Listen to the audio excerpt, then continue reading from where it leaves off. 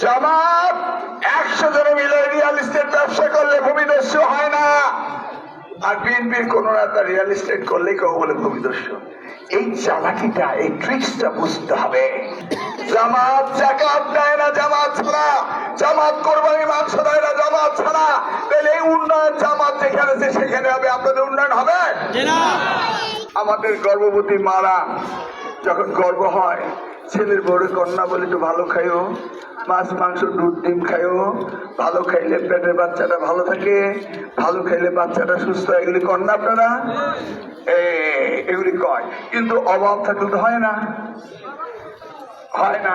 এই জন্য সরকার থেকে স্বাস্থ্য সেবার জন্য একই রকম ব্যবস্থা করা হবে।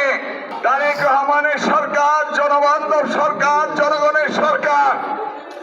অপরদিকে যে বাচ্চাটা হবে, এই বাচ্চাটা যদি সুস্থ হয়, সবল হয়, তাহলে দেশের সম্পদ না? অসুস্থ হইলে কি মার জন্য দুর্ভোগ না, বাপের জন্য দুর্ভোগ না? এই দেশের আগামী দিনের সম্পদ যেন ঠিক মতো হয়, এই জন্য তারেক রহমান সাহেব চিন্তা ভাবনা করতেছে।